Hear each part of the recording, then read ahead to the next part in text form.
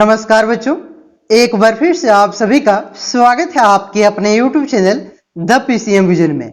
आज की इस वीडियो में हम लोग क्लास 12 ज्योग्राफी के मोस्ट VVI 50 MCQ प्रश्नों को डिस्कस करेंगे बच्चों, जो आपके बोर्ड एग्जाम की दृष्टि से बहुत ही ज्यादा महत्वपूर्ण है और इन प्रश्नों की आने की संभावना भी बहुत ही ज्यादा है। तो आप लोग पूरी वीडियो पे बने रहिएगा और वीडियो अच्छा लगे तो वीडियो को लाइक करके दोस्तों में शेयर अवश्य करिएगा।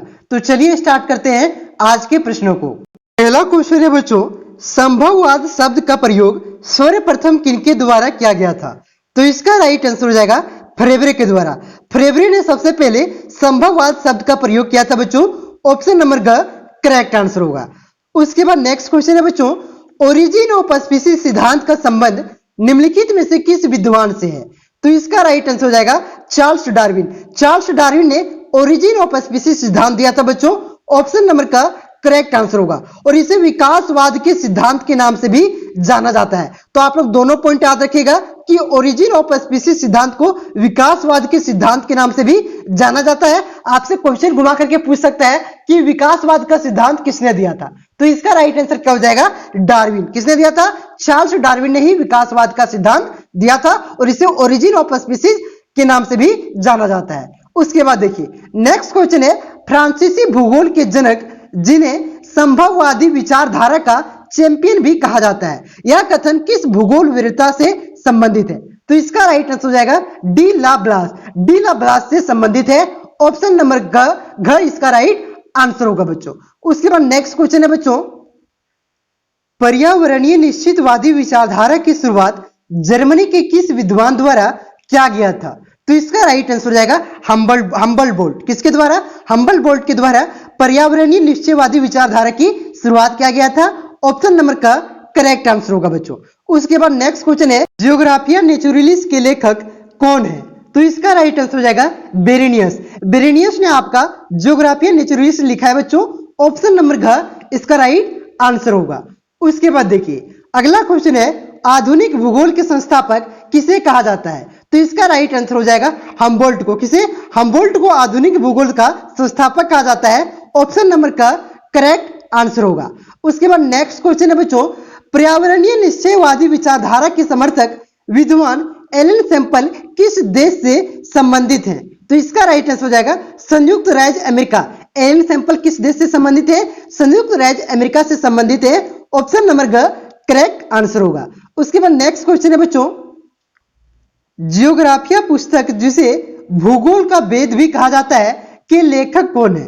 तो इसका राइट आंसर हो जाएगा इटेरा अस्तीनीज। देखिए बच्चों यहाँ पे बहुत सारे बच्चे कंफ्यूज कर गए होंगे। वहां पे जो आपको मैंने पहले बताया वो पुस्तक था आपका जियोग्राफिया नेचुरलिस्ट, ठीक है? उसके लेखक कौन थे? बेरेनियस थे। यहाँ पे सिर्फ आपका जियोग्राफिया है तो इसके लेखक कौन है बच्चों? इटेरो अस्तीनीज है और इस जियोग्राफिया को भूगोल का वेद भी कहा जाता है। आप लोग याद रखिएगा, आपसे क्वेश्चन पूछा जा सकता है कि एग्जाम में कि भूगोल का वेद किस पुस्तक को कहा जाता है? तो किसे? जियोग्राफिया को कहा जाता है और इसके लेखक कौन है? इटेरो अस्तीनीज है। ऑप्शन नंबर का इसका करेक्ट आंसर होगा। उसके बाद देखिए विश्व की कुल जनसंख्या का कितना प्रतिशत भाग भारत में है? तो इसका राइट आंसर हो जाएगा 17.5%। कितना?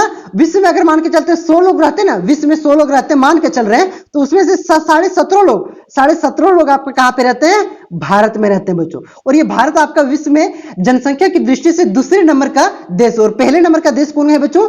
चीन है, ठीक है? तो ये दोनों पॉइंट आप लोग याद रखिएगा कि जनसंख्या की दृष्टि से पहले नंबर पे कौन आता है? चीन आता है और दूसरे नंबर पे कौन आता है बच्चों? भारत आता है। उसके बाद देखिए अगला क्वेश्चन है, सबसे कम जनसंख्या निम्नलिखित में से किस महाद्वीप में स्थित है? तो इसका राइट आंसर हो जाएगा अफ्रीका। अफ्रीका में आपका सबसे कम जनसंख्या बच्चों। ऑप्शन नंबर घ करेक्ट आंसर होगा। उसके बाद नेक्स्ट क्वेश्चन है, अफ्रीका महाद्वीप में सबसे अधिक जनसंख्या वाला देश कौन है? तो अफ्रीका महाद्वीप में सबसे अधिक जनसंख्या वाला देश आपका नाइजीरिया है। ऑप्शन नंबर ख इसका करेक्ट आंसर होगा। उसके बाद नेक्स्ट क्वेश्चन है, विषम जलवायु के कारण निम्नलिखित में से सबसे विरल जनसंख्या वाला प्रदेश है? तो इसका राइट आंसर हो जाएगा ऑप्शन नंबर घ विषुवतीय क्षेत्र इसका राइट आंसर हो जाएगा, विषुवतीय क्षेत्र, ठीक है? उसके बाद देखिए अगला क्वेश्चन है, जनांकीय संक्रमण की किस अवस्था में जनसंख्या विस्फोट होता है? मतलब सबसे ज्यादा जनसंख्या किस अवस्था में होता है? तो इसका राइट आंसर हो जाएगा बच्चों द्वितीय अवस्था में। किस अवस्था में? द्वितीय अवस्था में जनसंख्या विस्फोट होता है, सबसे ज्यादा जनसंख्या उसी में होता है। ऑप्शन नंबर का करेक्ट आंसर होगा। अगला क्वेश्चन है बच्चों, इनमें से कौन शीतोष्ण घास मैदान का उदाहरण नहीं है? तो इसका राइट आंसर हो जाएगा मानसूनी प्रदेश। मानसूनी प्रदेश आपका शीतोष्ण घास मैदान का उदाहरण नहीं है बच्चों। बाकी ये पेरी प्रदेश, स्टेपी प्रदेश और पंपास प्रदेश, ये तीनों आपका शीतोष्ण घास मैदान का उदाहरण है। ऑप्शन नंबर का इसका करेक्ट आंसर हो जाएगा। उसके बाद देखिए अगला क्वेश्चन है, फेजेंडा शब्द का प्रयोग किस फसल के बगान के लिए किया जाता है? तो इसका राइट आंसर हो जाएगा कॉफी के बगान के लिए। कॉफी के बगान के लिए आपका फेजेंडा शब्द का प्रयोग किया जाता है। ऑप्शन नंबर का करेक्ट आंसर होगा। उसके बाद नेक्स्ट क्वेश्चन है, किस कृषि प्रणाली में सर्वाधिक कार्य अंतरों यानी कि मशीनों के द्वारा संपन्न किए जाते हैं? तो इसका राइट आंसर हो जाएगा विस्तृत वाणिज्य अनाज कृषि। किसमें मशीनों का सबसे ज्यादा प्रयोग किया जाता है? विस्तृत वाणिज्य अनाज कृषि में मशीनों का प्रयोग सबसे ज्यादा किया जाता है। उसके बाद नेक्स्ट क्वेश्चन है बच्चों, इनमें से कौन कुटीर उद्योग का उदाहरण है? कुटीर उद्योग का यहाँ पे उदाहरण आपसे पूछा है। तो ये लौह उद्योग, सूती उद्योग, तांबा उद्योग, ये सब क्या है? ये सब कुटीर। कुटीर का मतलब क्या होता है? छोटा उद्योग। तो छोटा किसमें? जिससे कि आप लोग देखेंगे मिट्टी का बर्तन बनाते हैं, वो सब छोटा उद्योग है ना, तो वही सब आपका कुटीर उद्योग है प्यारे बच्चों। तो यहाँ पे इसका राइट आंसर हो जाएगा ऑप्शन नंबर का पत्थर एवं मिट्टी के बर्तन बनाने का जो उद्योग है आपका, वो आपका कुटीर उद्योग के अंतर्गत आता है। ऑप्शन नंबर का करेक्ट आंसर होगा। उसके बाद देखिए अगला क्वेश्चन है, भारत का कौन सा उद्योग सार्वजनिक क्षेत्र का नहीं है? यानी कि सार्वजनिक क्षेत्र का नहीं है मतलब निजी क्षेत्र का है। तो कौन सा उद्योग है? टिस्को। टिस्को का फुल फॉर्म क्या होता है? Tata iron and steel company. ठीक, क्या होता है? Tata iron and steel company होता है टिस्को, जो एक निजी कंपनी है, टाटा का है। ठीक है। उसके बाद देखिए अगला क्वेश्चन है, संचार किस आर्थिक क्रिया के अंतर्गत आता है? तो इसका राइट आंसर हो जाएगा आपका तृतीय क्रिया के अंतर्गत आता है। ऑप्शन नंबर का करेक्ट आंसर होगा। उसके बाद देखिए अगला क्वेश्चन है, इनमें से कौन सी क्रिया चतुर्थ क्रिया के अंतर्गत आता है? तो चतुर्थ क्रिया के अंतर्गत कौन आता है? अनुसंधान। कौन आता है? अनुसंधान एवं प्रौद्योगिक सूचना। आपका जो सूचना प्रौद्योगिकी है वो आपका चतुर्थ क्रिया के अंतर्गत आता है। ऑप्शन नंबर का इसका करेक्ट आंसर होगा बच्चों। उसके बाद नेक्स्ट क्वेश्चन है, नोबेल पुरस्कार विजेता अमर्त्य सेन ने विकास का मुख्य ध्येय किस रूप में देखा है? तो इसका राइट आंसर हो जाएगा बच्चों ऑप्शन नंबर घ, कल्याण के रूप में। कल किसके रूप में? कल्याण के रूप में देखा है। यहाँ पे बहुत सारे बच्चे कंफ्यूज कर गए होंगे। ठीक है, देखिए बच्चों, स्वतंत्रता में वृद्धि नहीं होगा, कल्याण में इसका राइट आंसर हो जाएगा, कल्याण के रूप में देखा है। ठीक है। उसके बाद देखिए अगला शब्द है, अगला क्वेश्चन है, लामा मुख्यतः किस पर्वतीय भागों में पाया जाता है? तो एंडीज पर्वत में आपका लामा पाया जाता है बच्चों। ऑप्शन नंबर ख इसका करेक्ट आंसर होगा। उसके बाद नेक्स्ट क्वेश्चन है, यूनानी शब्द मोगापोलिस का प्रयोग सर्वप्रथम किसने किया था? तो किसने किया था? जीन गोटमैन ने किया था। जीन गोटमैन ने सबसे प्रथम पहले इसका प्रयोग किया था बच्चों। ऑप्शन नंबर ख इसका करेक्ट आंसर हो जाएगा। ठीक है। तो किसने, जैसे कि अभी कुछ देर पहले आपका कौन सा वर्ड था? एक तो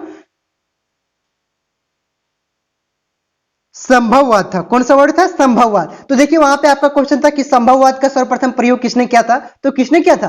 फ्रेबरे ने किया था। ठीक है। तो यहाँ पे किसने कौन सा वर्ड का प्रयोग सबसे पहले किया था और किसे कौन सा जनक, किसका जनक कहा जाता है, ये किसने कौन सा पुस्तक लिखा है, ये सारा आपको रट जाना। यहां से 3 से 4 प्रश्न आपके बोर्ड एग्जाम में देखने को मिलेंगे बच्चों। ठीक है। उसके बाद देखिए अगला क्वेश्चन है, कंबाइन क्रू मशीन का प्रयोग किस कार्य के लिए होता है? तो किस कार्य के लिए होता है? कृषि के लिए। ऑप्शन नंबर का इसका राइट आंसर हो जाएगा, कंबाइन क्रू मशीन का प्रयोग किसमें होता है? कृषि में होता है। उसके बाद देखिए अगला क्वेश्चन, आगे का 3 क्वेश्चन जो आपका है मैदान से बच्चों, कौन सा मैदान कहां पे स्थित है, और यहां से आपके 2 क्वेश्चन बोर्ड एग्जाम में फिक्स आएंगे। ठीक है। तो तीनों क्वेश्चन को आपको रट लेना है। ठीक है। देखिए डाउन्स का मैदान किस देश में स्थित है? तो किस देश में स्थित है? उत्तरी अमेरिका में। उत्तरी अमेरिका में आपका डाउन्स का मैदान स्थित है बच्चों। ऑप्शन नंबर का इसका करेक्ट आंसर होगा। उसके बाद नेक्स्ट क्वेश्चन है, प्रेरी का मैदान कहां स्थित है? तो ये प्रेरी का मैदान कहां पे स्थित है? ये भी आपका उत्तरी अमेरिका में स्थित है। ऑप्शन नंबर का इसका भी राइट आंसर होगा। उसके बाद नेक्स्ट क्वेश्चन है बच्चों, वेल्ड का मैदान किस देश में स्थित है? तो किस देश में स्थित है?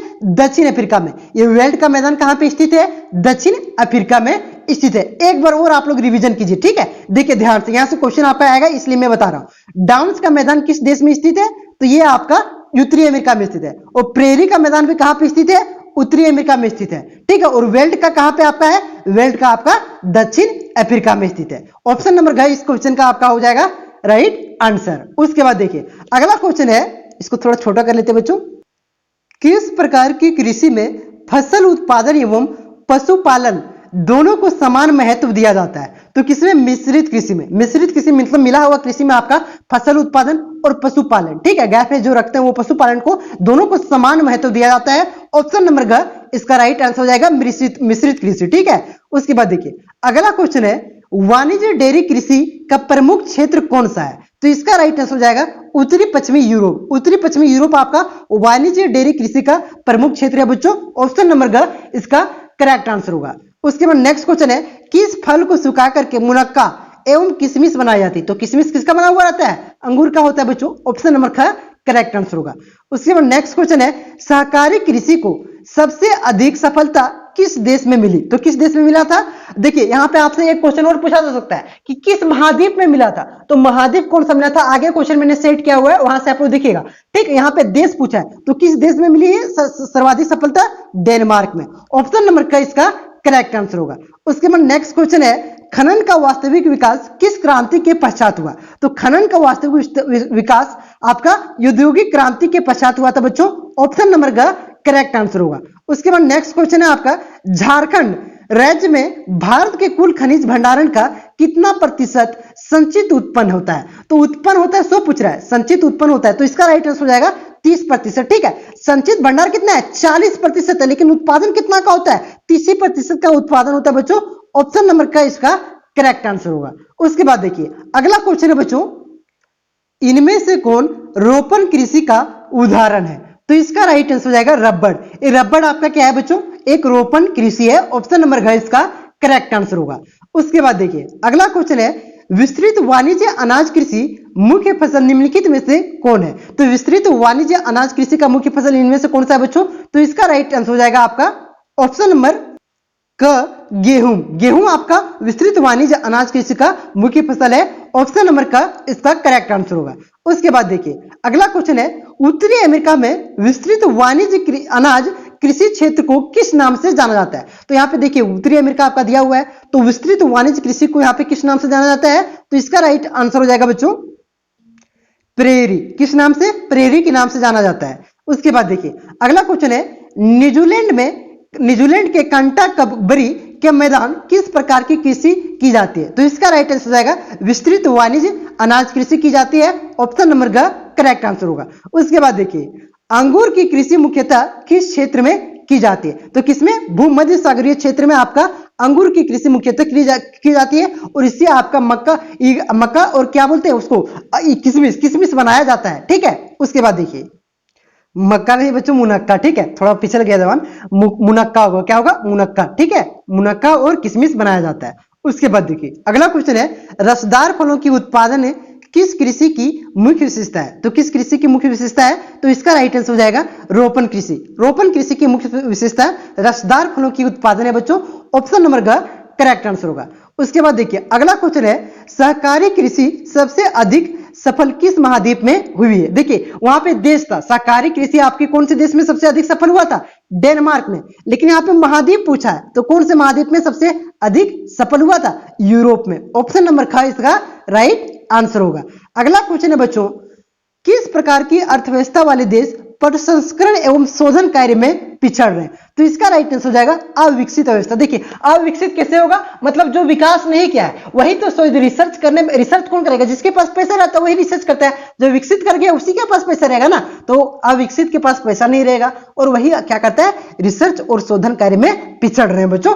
ऑप्शन नंबर ख इसका राइट आंसर हो जाएगा। उसके बाद देखिए अगला क्वेश्चन है, निम्नलिखित में से किस कृषि प्रकार का विकास यूरोप औपनिवेशिक समूहों द्वारा किया गया था? तो इसका राइट आंसर हो जाएगा रोपण कृषि। रोपण कृषि का विकास यूरोपीय औपनिवेशिक समूह, जैसे आपका जो डच आए थे बच्चों, ब्रिटिश आए थे, ठीक है ना, और आपका आए थे पुर्तगाली आए थे, फ्रांसीसी आए थे, उसी के द्वारा रोपण कृषि का विकास किया गया था। ऑप्शन नंबर घ करेक्ट आंसर होगा। उसके बाद नेक्स्ट क्वेश्चन है बच्चों, निम्नलिखित में से कौन रोपण फसल नहीं है? यहाँ पे रोपण फसल नहीं है और वहां पे आपसे रोपण फसल पूछा था बच्चों, ठीक है। वहां पे आपका एग्जाम्पल में था गेहूं था, ज्वार बाजरा था और आपका चावल था, और एक ऑप्शन में आपका था रबड़। तो रबड़ आपका क्या है? एक रोपण फसल, ठीक है। गन्ना, रबड़, एक कॉफी, ये सब क्या है? आपका रोपण फसल का उदाहरण है बच्चों। एक गेहूं आपका रोपण फसल नहीं है, ऑप्शन नंबर ग करेक्ट आंसर होगा। उसके बाद देखिए अगला क्वेश्चन है, निम्नलिखित में से कौन एक एकल कृषि नहीं है? एकल कृषि मतलब अकेला कृषि नहीं है, तो इसका राइट आंसर हो जाएगा बच्चों ऑप्शन नंबर ख मिश्रित कृषि। मिश्रित कृषि आपका एकल कृषि नहीं है, ऑप्शन नंबर ख करेक्ट आंसर होगा। उसके बाद देखिए अगला क्वेश्चन है, विनिर्माण का शाब्दिक अर्थ क्या होता है? तो हाथ से बनाना आपका जो हस्तकला होता है बच्चों, वो विनिर्माण का शाब्दिक अर्थ होता है, ऑप्शन नंबर ख इसका राइट आंसर होगा। उसके बाद देखिए अगला क्वेश्चन है, किस प्रकार का उद्योग सामान्यतः प्रदूषण नहीं फैलाते हैं? तो किस प्रकार का उद्योग नहीं फैलाते? स्वच्छंद उद्योग। स्वच्छंद उद्योग आपका जो है बच्चों, वो आपका प्रदूषण नहीं फैलाते हैं, ऑप्शन नंबर का करेक्ट आंसर। उसके बाद देखिए अगला क्वेश्चन है, कौन सा उद्योग निर्माण की सबसे छोटी इकाई है? तो आपका ये कुटीर उद्योग। कुटीर उद्योग यहाँ पे लघु उद्योग दोनों दिया हुआ है, यहाँ पे बच्चे फंस जाएंगे, ठीक है। तो देखिए बच्चों इसका राइट आंसर हो जाएगा आपका कुटीर उद्योग। क्या हो जाएगा? कुटीर उद्योग आपका सबसे छोटी इकाई है। देखिए बच्चों कुटीर उद्योग और लघु उद्योग में अंतर क्या है? देखिए लघु उद्योग का मतलब हुआ जहां उसके अंदर काम करेंगे, फैक्ट्री जैसा ही रहेगा लेकिन छोटा फैक्ट्री रहेगा। छोटा फैक्ट्री रहेगा उसको क्या कहेंगे? मतलब 3 4 5 आदमी काम करेंगे, ज्यादा आदमी नहीं काम करेंगे, मशीन तो लगा हुआ रहेगा, ठीक है। इसी को क्या कहेंगे? लघु उद्योग कहेंगे। और कुटीर उद्योग में क्या होता है बच्चों? आपका कोई व्यक्ति काम नहीं करता, सिर्फ घर के व्यक्ति ही काम करते हैं आपका कुटीर उद्योग में, इसलिए यही छोटा होता है, ऑप्शन नंबर का करेक्ट आंसर होगा। उसके बाद देखिए अगला क्वेश्चन है आपका, जर्मनी का रूर क्षेत्र किस लिए प्रसिद्ध है? तो इसका राइट आंसर हो जाएगा कोयला के लिए। जर्मनी का रूर क्षेत्र किस लिए प्रसिद्ध है? कोयला के लिए प्रसिद्ध है बच्चों, ऑप्शन नंबर ख करेक्ट आंसर हो जाएगा। झारखंड को भारत का रूर कहा जाता है, मालूम है कि नहीं? छोटा नागपुर को भारत का रूर कहा जाता है, ये आप लोग याद रखिएगा। पूछा जाएगा आपसे कि इनमें से किसे भारत का रूर कहा जाता है, तो किसे कहा जाता है? छोटा नागपुर है तो झारखंड, ठीक है। उसके बाद देखिए अगला क्वेश्चन है आपका, निम्नलिखित में से किस अर्थव्यवस्था में उत्पादन का स्वामित्व व्यक्तिगत होता है? तो इसका राइट आंसर हो जाएगा पूंजीवादी। व्यक्तिगत किसमें होता है? पूंजीवादी अर्थव्यवस्था में उत्पादन का स्वामित्व मतलब मालिक व्यक्तिगत एक ही होता है, ठीक है। उसके बाद देखिए अगला क्वेश्चन है, निम्नलिखित में से कौन सा एक जोड़ा सम्मिलित नहीं है? तो सम्मिलित है मतलब सही जोड़ा कौन सा है? तो इसका राइट आंसर हो जाएगा लो इस्पात उद्योग। लो इस्पात उद्योग आपका पीटर्सबर्ग में है बच्चों, ऑप्शन नंबर ग इसका करेक्ट आंसर हो जाएगा। और जंग का कटोरा किसे कहा जाता है? पीटर्सबर्ग को ही जंग का कटोरा कहा जाता है, इसे भी आप लोग याद रखिएगा। उसके बाद देखिए अगला क्वेश्चन है, इसको थोड़ा बड़ा कर लेते क्या। देखिए निम्नलिखित में से कौन सा उद्योग अन्य उद्योगों के लिए कच्चे माल का उत्पादन करता है? तो कौन सा उद्योग करता है बच्चों? आधारभूत उद्योग। कि कौन? आधारभूत उद्योग आपका कच्चे माल का उत्पादन करता है, ऑप्शन नंबर का करेक्ट आंसर होगा। उसके बाद नेक्स्ट क्वेश्चन है, किस उद्योग को आधारभूत उद्योग भी कहा जाता है? तो इसका राइट आंसर हो जाएगा लो उद्योग। लो इस्पात उद्योग को आपका आधारभूत उद्योग कहा जाता है। मतलब आधार का मतलब क्या? बेसिक। तो साथ देखिए सारा जो मशीन उसी बनता है, किससे बनता है? लोहा से ही बनता है ना, इसलिए लो उद्योग को आपका आधारभूत उद्योग भी कहा जाता है। आपका सब्जेक्टिव में था बच्चों टर्म 2 के मॉडल पेपर में, लो उद्योग को आधारभूत उद्योग क्यों कहा जाता है? तो क्यों कहा जाता है कि जितना भी सारा सामान होता है, पल पुर्जा जितना होता है आपका मशीनरी सामान होता है, सारा किससे बनता है? लो इस्पात उद्योग से ही बनता है, इसलिए इसे आधारभूत उद्योग भी कहा जाता है। तो मैंने यहाँ पे टोटल आपका 50 से 52 क्वेश्चन मैंने आपको करवाया बच्चों, जो आपके बोर्ड एग्जाम की दृष्टि से बहुत ही ज्यादा महत्वपूर्ण है। वीडियो अच्छा लगा तो वीडियो को लाइक करके दोस्तों में ज्यादा से ज्यादा शेयर करेंगे बच्चों, ठीक है। तो मिलते हैं नेक्स्ट वीडियो में, और ऑब्जेक्टिव क्वेश्चन आपको चाहिए तो कमेंट करके अवश्य बताइएगा। धन्यवाद बच्चों, मिलते हैं नेक्स्ट वीडियो में।